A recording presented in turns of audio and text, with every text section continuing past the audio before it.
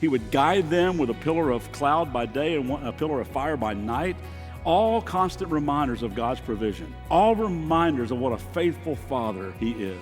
And all of these things, along with many, many others in the Old Testament, were mere shadows pointing to things to come, things that would be much greater that would happen someday. Now, be honest. Have you ever Googled and read a synopsis of a book and then turned that synopsis in as your book report in school? And you never actually read the book, just the Google overview? Anybody remember those little yellow pamphlets called Cliff Notes? Anybody old enough to remember those things? You know what I'm talking about? They saved my life in school. There were these little synopsis of the book. You have to read the whole book. You just read the Cliff Notes. Now, I hope that you will read the Bible. It's a really, really good book. But the story of the Bible, can I just give you the Cliff Notes of the Bible? It could be pretty much summed up this way. God longs for a relationship with people like us. People like us broke that relationship.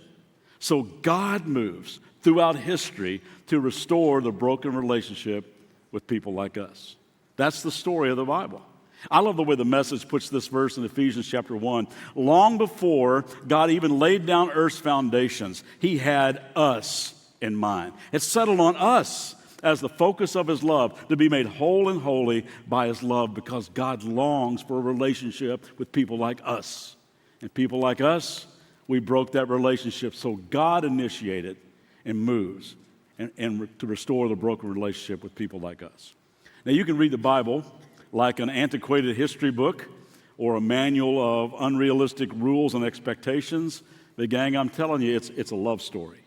I mean, even though God is the main character of this epic story, we are His main pursuit. We are the object of His perfect, unfailing, radical love. So all the shadows of the Old Testament point to someone saying, He's coming. He's coming, and He will make things right. He will bring salvation for everyone who will believe in Him. Some of you might remember how God comes to a really old guy named Abraham and tells him and his really old wife Sarah that they're going to have a baby. And they laugh about it, but God tells them from this child is going to become offspring that's going to outnumber all the grains of sand on every beach in the world. Well, they crack up laughing, especially his wife Sarah. So they name the child Isaac, which means laughter. And it happens from Abraham to Isaac to Jacob to Joseph, his 12 brothers, and on and on and on. They do become this great nation, the nation of Israel. And you can read all those stories in the first book of the Bible, called the book of Genesis. So they're in the land of Egypt at this time, and Joseph, one of their own, was in charge. But when Joseph dies, it says that a new king, a new Pharaoh arose who didn't know anything about Joseph. And he was not sympathetic in the least to this growing nation. In fact, he was intimidated by them. So his reign begins an over 400-year period of racial discrimination, brutal slavery for the Israelite people. It was super oppressive.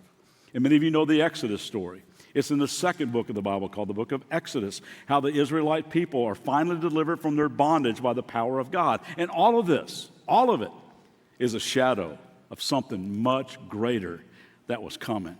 Well, God uses this guy named Moses, who himself was a shadow, pointing to another deliverer, this blessing for all the nations that God had promised Abraham would come through his offspring. And God meets Moses on the backside of a mountain called Sinai. And He tells him, listen, Moses, I'm getting ready to move. I love my people. I've seen their misery. I've heard their cries. I'm going to deliver my people from slavery and abuse. And Moses, I want to use you to lead them out of Egypt. Now, make no mistake about it, it won't be about your own power. Moses, you just need to be available, because the great I am is getting ready to move. And so He tells Moses to go to the evil Pharaoh and tell him that he's got to let God's people go. And Pharaoh just laughs at Moses and laughs at Moses as God and says, there is no way I'm going to do that. And he just makes things a lot worse for the Israelites. So God sends a series of wake-up calls, these plagues on Egypt, flies and frogs and boils and hail and finally death. And He tells the people that death would not touch them if they would kill a lamb and spread its blood over the doorframe of their homes. If they would do that, then death would pass over their families. Well, the blood of the lamb eventually bought their freedom, which, by the way, is a big-time shadow. In fact, still today, many Jewish people around the world gratefully celebrate that Passover every year. And you might remember how after that, Pharaoh finally tells Moses, all right, get your people, get the heck out of here. Then as he sees his free labor force leaving the country, Pharaoh has a change of heart and comes after them with the full force of his military.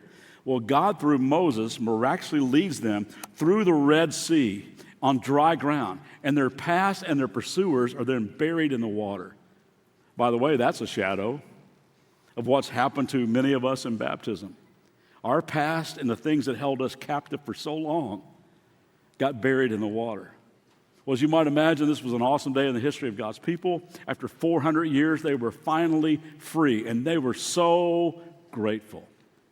However, on the other side of the Red Sea, the people wouldn't always be so grateful. They wouldn't always sing songs of praise to the one who had rescued them from bondage, who brought them out of Egypt. In fact, they had extremely short memories. So God, along the way, would give them object lessons, constant reminders of just who was walking with them. He would send this bread-like substance called manna, which literally means, what is it? It would rain from the sky, and they would gather enough for each day, kind of that give us this day our daily bread lifestyle.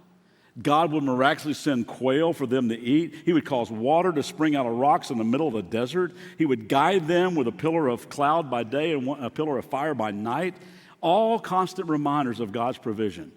All reminders of what a faithful Father He is. And all of these things, along with many, many others in the Old Testament, were mere shadows pointing to things to come, things that would be much greater that would happen someday.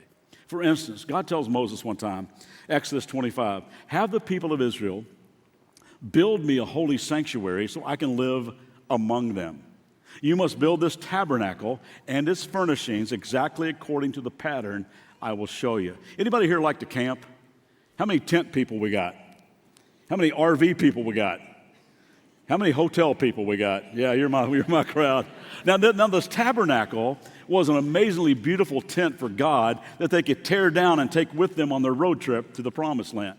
And there were very detailed blueprints of how it was to be built, set up, designed, and furnished. And all of it was a shadow of what was to come. All kinds of symbolism contained in the tabernacle. No time to launch into all that today except to say there was a curtain around it, there was a courtyard, there was an altar of burnt offering, there was a lampstand, there was a wash basin, altar of incense, the holy place, the curtain separating the holy place from the most holy place, which signified the very presence of God. And again, all of it were shadows. And do you know where God tells them to set up His tent? He doesn't tell them to set it up on the boundaries or the outskirts in his own private estate villa where he can get some rest. God says, no, I want to live right smack in the middle of the camp. I want to be right in the middle of your life. Again, it's a shadow.